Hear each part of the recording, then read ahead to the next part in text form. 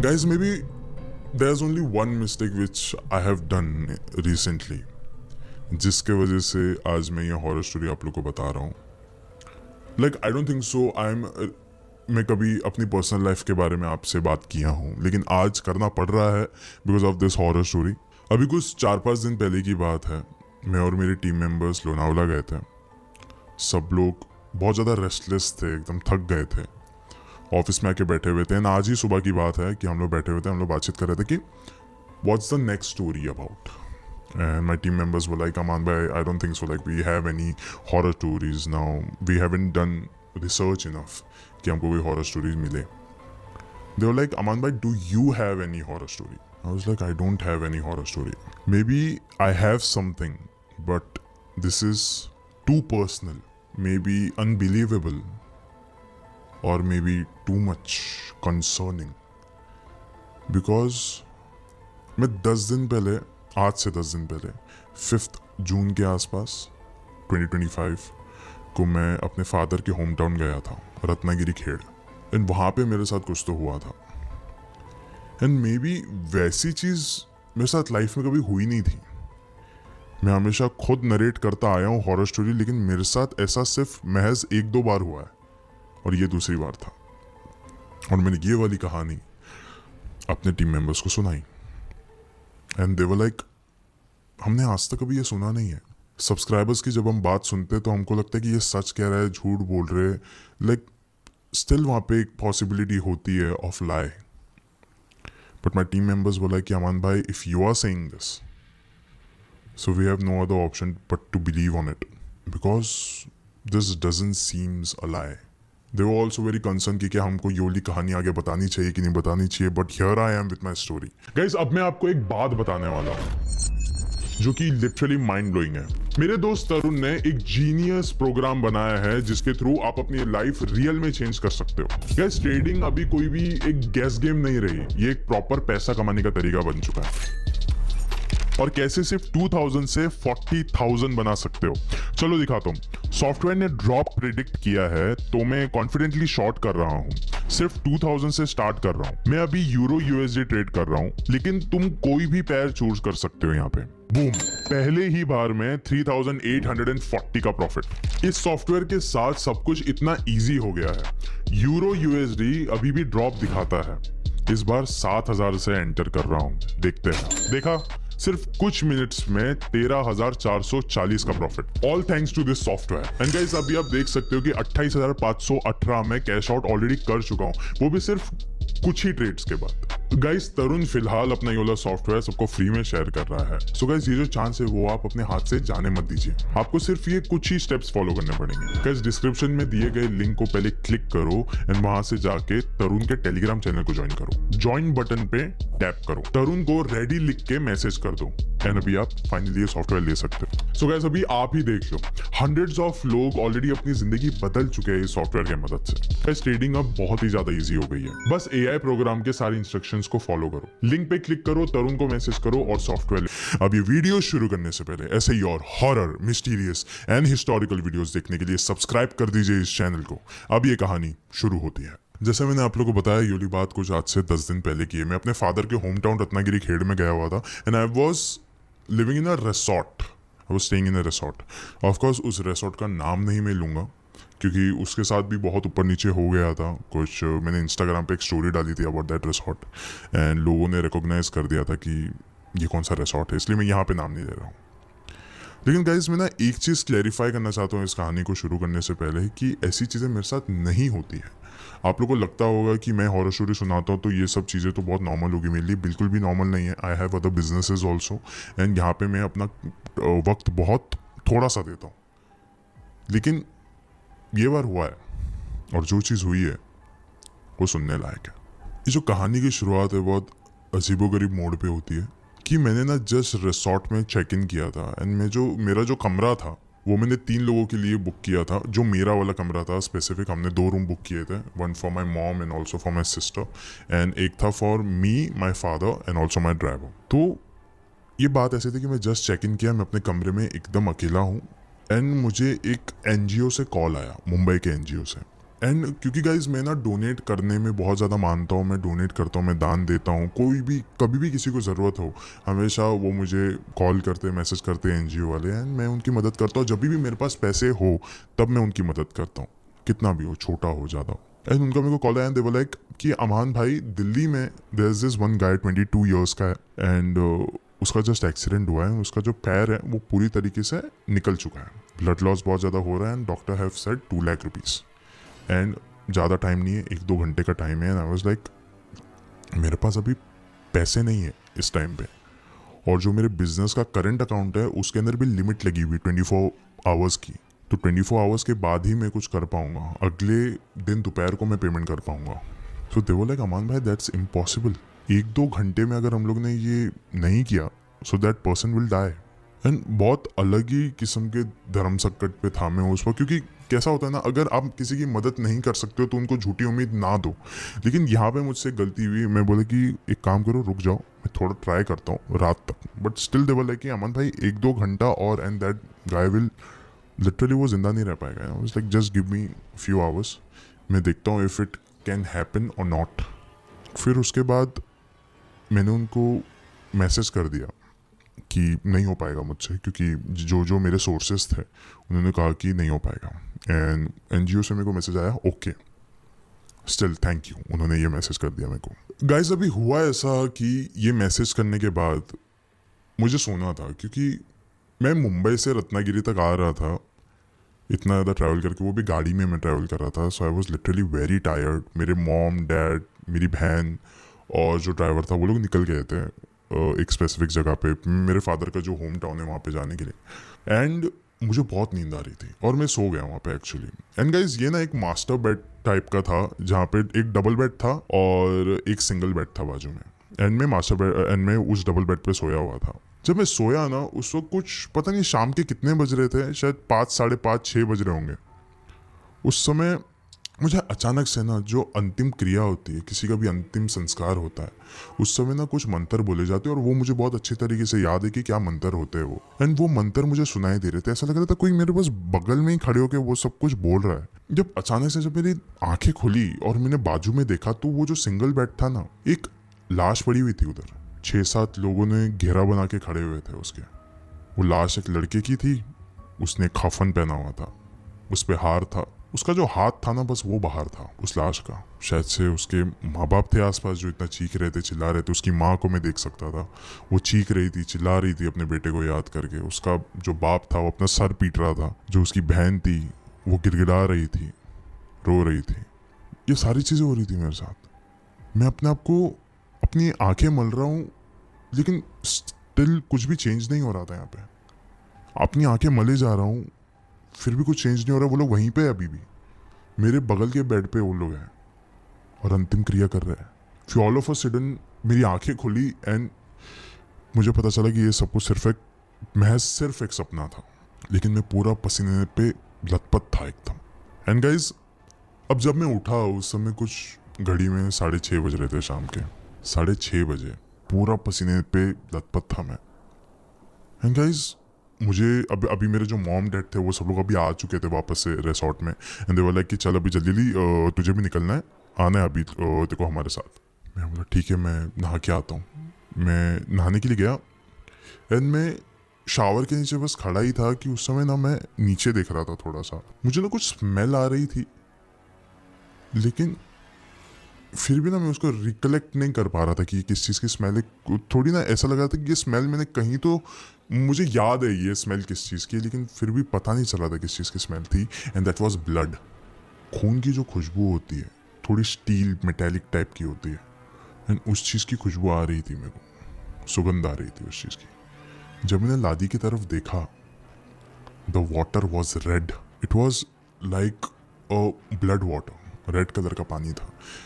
Still मैं थोड़ा सा डरा, लेकिन मैं पीछे आ गया और जो साफ़ पानी बाजू में रखा हुआ था उससे मैंने थोड़ा अपने आप को वापस से साफ़ किया। एंड देन मैं बाहर गया, कपड़े पहना और मैं निकल गया अपने फादर के होम टाउन के लिए।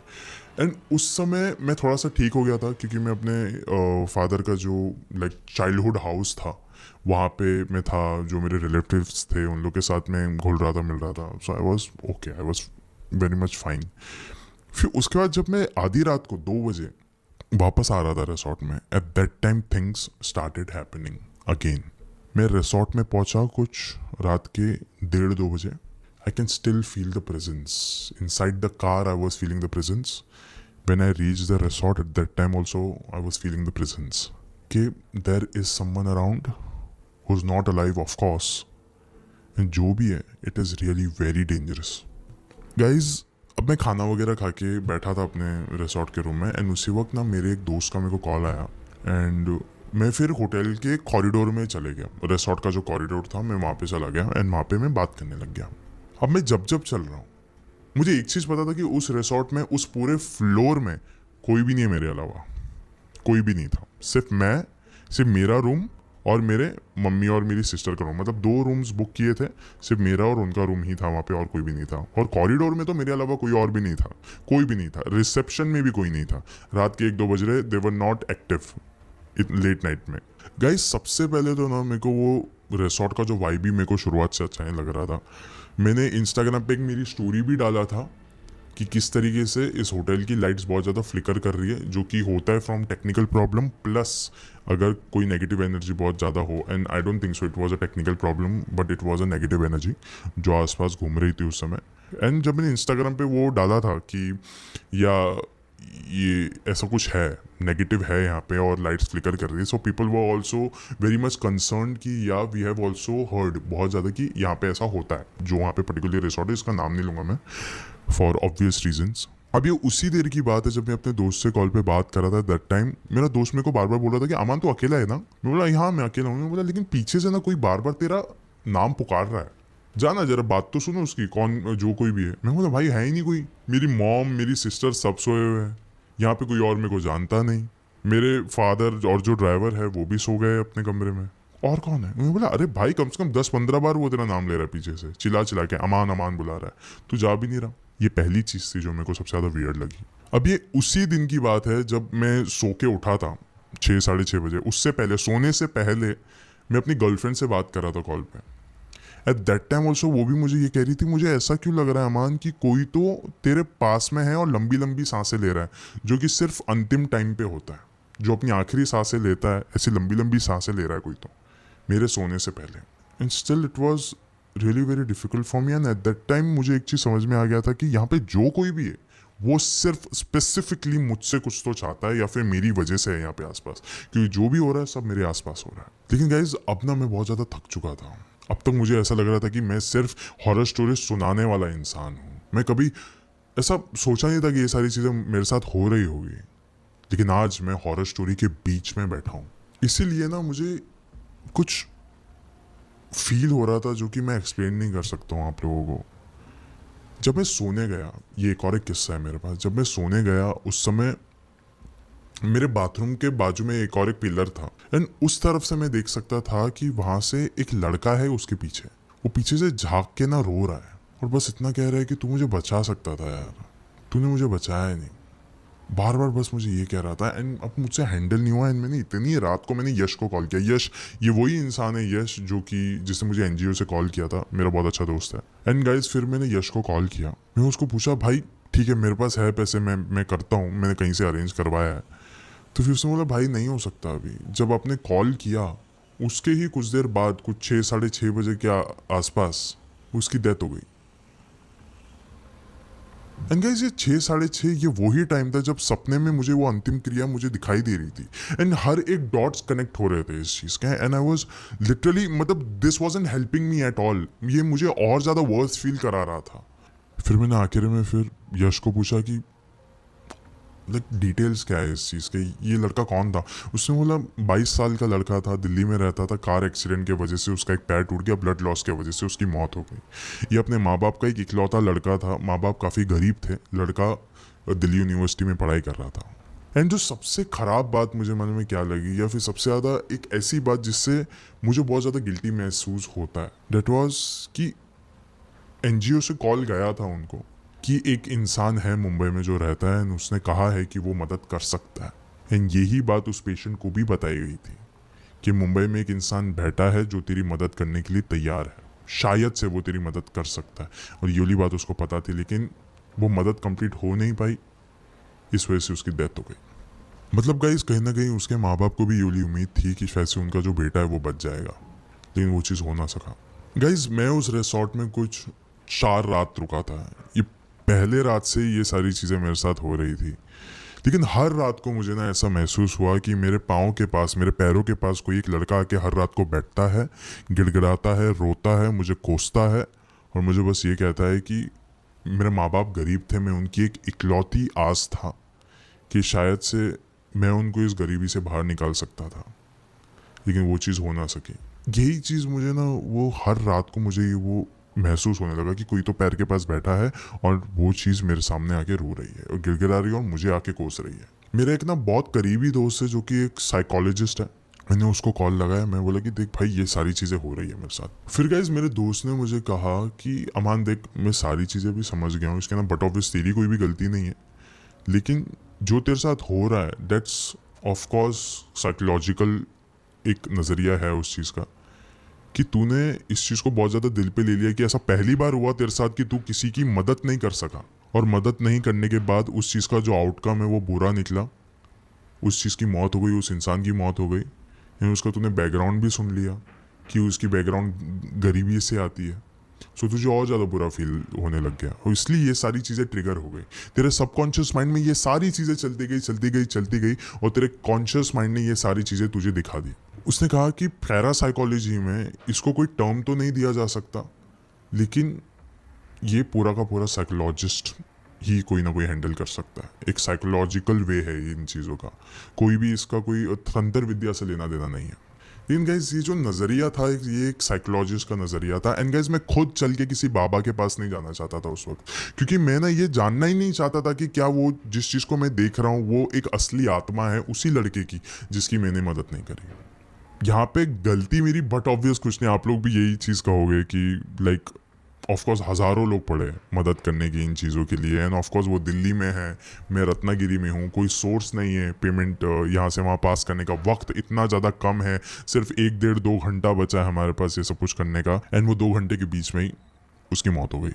एंड गाइस शायद से उम्र भर मुझे एक इसी चीज़ का गम रहेगा कि मैंने एक ऐसा अकाउंट नहीं बनाया जो एक्सेसिबल हो हर एक जगह से।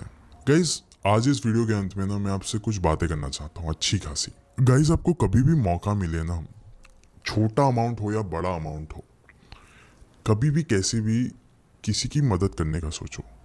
एंड गाइस मैं हमेशा से मदद करते आया हूँ, बस कुछ वक्त होता है जब मेरे पास पैसे नहीं होते और मैं नहीं कर पाता हूँ, एंड वो चीज़ ऑफकोर्स बहुत बुरी होती है जब आप किसी की मदद नहीं कर पाते हो।